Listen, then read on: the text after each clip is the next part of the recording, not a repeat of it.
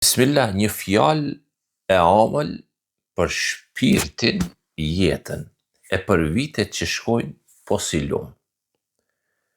Ka një kohë në jetë kur njeriu kapet me punë, me halle, me fëmijë e dynja. As nuk e merr vesh se si po ikën dhe shkojnë vitet. Edhe një ditë çohet e shikon se i ka bo 50 vjet. Mandej vjen edhe 55-a, e pak më vonë e shef veten tu i mush 60-at, e zemra thot me vete, ku shkoj bre kjo jetë? Kur mu shtun këto vjet? Edhe bota rreth teje fillon me të dhënë shenjën e vet. Për shembull, kur shkojsh me ble atje shitsi thot o haxhi, fëmijët thojnë o hax, djemt e rinë për dyqanet ta qesin shkomin karrikën me ul. Ato fjalë janë si zile komban që të thirrin po plakesh o njeri. Por mos u huto. E as mos u tut prej vjetëve, se vitet janë si bora e malit, mbulojnë flokt, por se ftohin zemrën. Nëse zemra ka zjarr, dritë, energji nga brenda. Merë shembull parin e krejt njerëzimit, profetin pejgamberin Muhammed sallallahu alaihi wasallam, shpallja i zbriti kur ishte ai 40 vjeç. Burrnia e tij më e madhe u bë mbas kësaj moshe.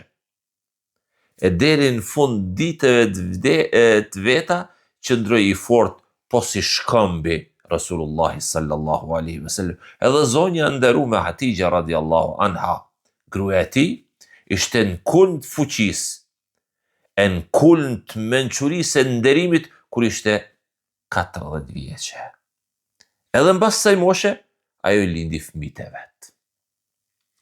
Pra, mosha është vetëm një numër. Ajo që vlen është gjendja e zemrës. A ka dritë zemra mrena?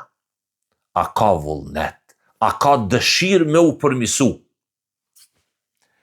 Këto vite që i ke sot, 40, a 50, a 60, a 55, mos i shiko si përpjekje, por si një amanet të ri prej Allahut azza wa jall, një thirrje për me ofru më shumë te Allahu azza wa jall, një hap për me nis punë të mira. Fillo me mësu Kur'anin. Shoqënia më e mirë për shpirtin. Kujdesu për namazet. Agjëro sa të mundesh, agjerim vullnetar, pastro zemrën prej plohnit dynjas, zgjohu natën në ato çaste kur veç Zoti të njeh, e të kërkon, aty gjen qetësi, si në shpinë e nonës tënde. Bane një të mirë, që lën gjurmë, një fjalë butë, një dorë për dika, një sadaka pa u duk, mos u mërzit për asgjë në këtë dynja. Ama hiç bre? Po, mos u mërzit hiç për kurrë këtë dynja. Veç nëse ke lënë mangut në lidhje me Zotin tënd diçka, po shpejto dhe përmiso, se çdo ditë që t'jepet është një ditë fitimi për ty. Një ditë me bë vepra punë të mira që të shoqënojnë në ahiret. Dhe dije,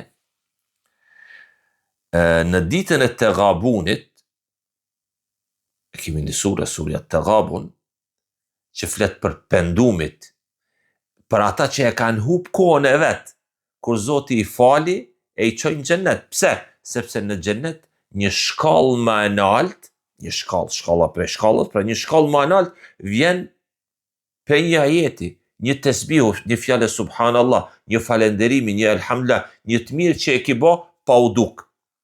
Dallon një e mirë, dallon sa një shkallë. Tregtia me Zotin xhalla xhelalu është pa anë, fitimi i tij nuk ka cak. Prandaj o njeri, shëlloj vetën dhe ty, të shfrytëzojmë këtë pjesë të jetës që Zoti na ka dhuru, mos i numro vjet, mos i numro vitet për barë, por merri ato vite si dhuratë. Le të mbetet një shenjë mbrapa teje, një kujtim i mirë, një gjurmë dhe në zemrat njerëzve, e kujto fjalën e Muhamedit sallallahu alaihi wasallam, që ja ka vlejt për gjithkohën, më i miri prej njerëzve është ai që ka jetë gjatë dhe vepra të mira.